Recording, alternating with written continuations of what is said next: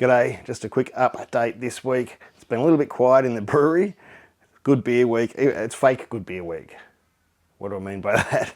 Well, officially good beer week isn't on, but there's a lot of venues that are having the same sort of events they would have during good beer week. And of course, GABS is still on. The Great Australian Beer Spectacular is still on this weekend. Stick around, I might have some free tickets if you want to go. At least one, I might have 2 or 3. So just stick around to the end of the video and we'll talk about that. But one of the reasons things have been quiet in the brewery is that my fermentation fridge is still tied up with that lager. I do have 2 fermentation fridges, but the other one has got kegs in it because my kegerator's full, so that's tied up with kegs, and so my lager is in my fermentation fridge. We can have a quick look.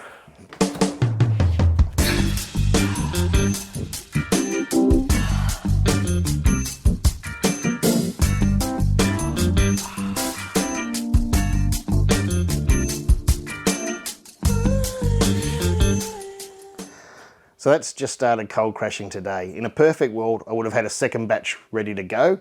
I'm using this batch as a starter to build up the yeast. I'd rather build a batch of beer than spend a week building a starter. I've got beer at the end of it, not just a starter. So this is my starter batch. It'll still be a very drinkable beer, but I'll build up the yeast with this, and then my next batch is the proper batch for the lager, and that'll be much better with a big pitch of yeast. But since I've been busy this week with good beer week or fake good beer week, I haven't been able to do that. So I will take this with a cold crash, really slow. What am I doing that for? But a slow cold crash, you know, 1 and 2 degrees a day, down to my 1 degree for lagering. And then I'll store that yeast cold until the next batch. Probably next week I'll brew the next batch of lager and use that yeast cake as a big starter.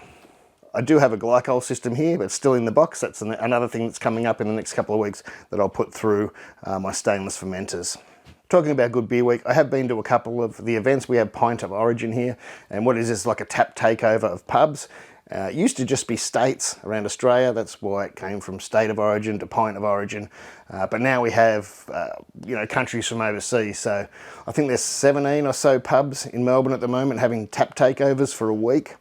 On Tuesday I went to the UK one and had a couple of beers. I got to have Sharks Need Water, Even Sharks Need Water, and look, that was nice. Compared to the stuff we can get around in Melbourne and Australia at the moment, it was a little bit lacking, but only this much. It was still a nice beer. Beware, they can be quite expensive. That was $19 a can. But then I moved on to the Lincoln and had some Tasmanian beers there. Then after that, I jumped on the train and went to Footscray to Mr. West and had some Canadian beers there. That was really good. They had these Timbits, which are like the centre of donuts, and they paired them up. It was stout night what happened to be there with all these huge stouts and things, and it was just lovely. But Good Beer Week to me isn't just about pouring beer down your neck. It's about a bit of networking and meeting people. Like, I've been doing this a long time now. I've lost count of how many years, and it's always good to meet new people. That's what we do it for.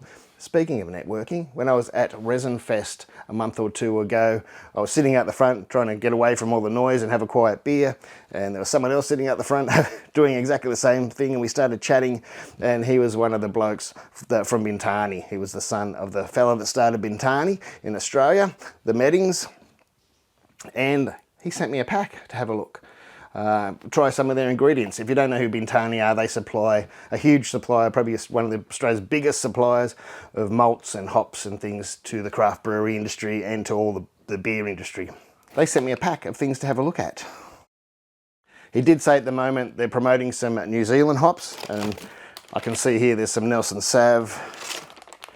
There is some, what I was pronouncing as Mutia, but it's not. It's something like Mutedi, they pronounce it, I was told, in New Zealand. Forgive my pronunciation, forgive it. There's a couple of packs each of those, and that's good. I think I'll do like a New Zealand IPL or something like that. Maybe a cold IPA or an IPL with those. And they threw in some yeast as well. There's some Safale K97, which is an ale yeast, and some Saf Lager yeast. I was going to try and look at the yeast and go, oh, that'll make me decide whether to do an IPL lager or a cold IPA with the ale yeast. But now there's ale and lager. what I think, well, there's probably enough hops there to do both, to be honest. I could do an IPL with a lager yeast and a cold IPA with the ale yeast.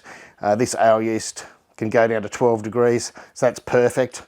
I'd probably do it at about 15 degrees for a cold IPA, because if you don't use ale yeast for a cold IPA, that's not a cold IPA, because it's not an ale. Anyway, that's an argument for another time. And a hat. Gee, I've got a big head. A New Zealand hop hat. That's pretty good. And a couple of key rings. Fermentus and, oh, look at that. Another Fermentus one's like it's like a drop of beer. Look at that. And a pen. So a big thank you goes out to BINTANI.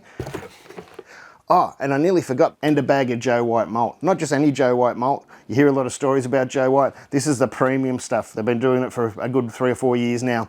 I haven't had a chance to try it, and I'm really looking forward to it. All I've heard is good things about this.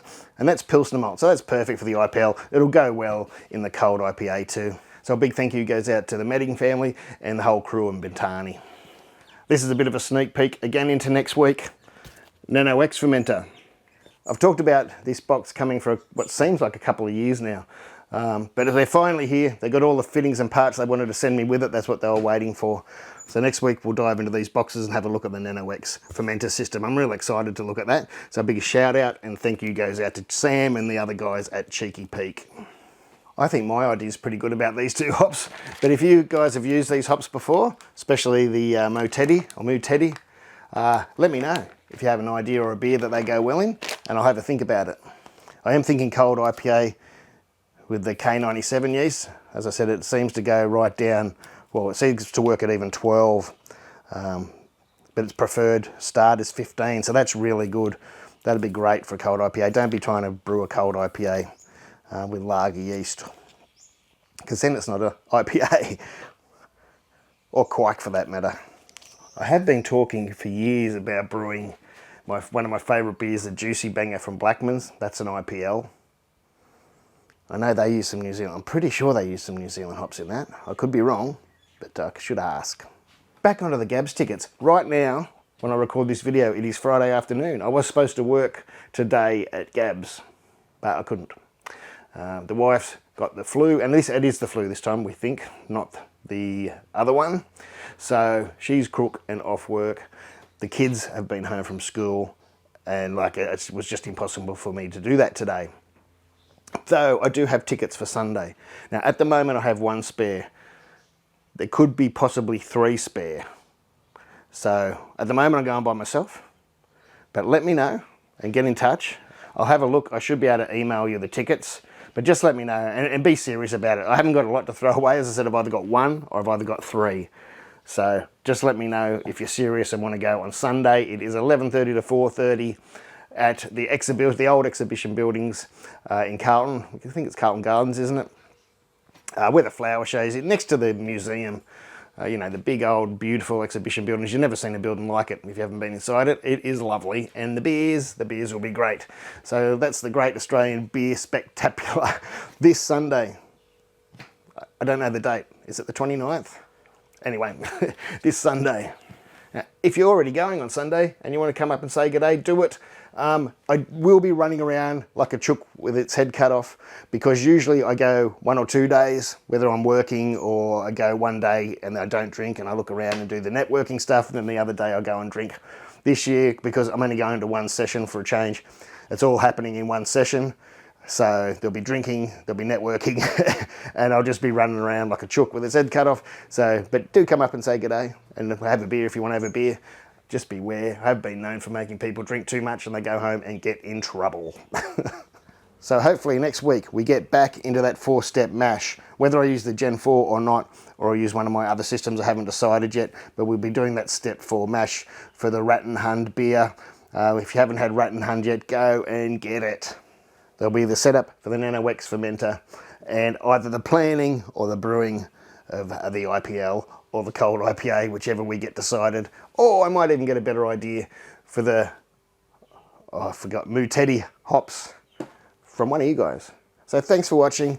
Like, subscribe, share, and I'll see you in the next one. Take it easy.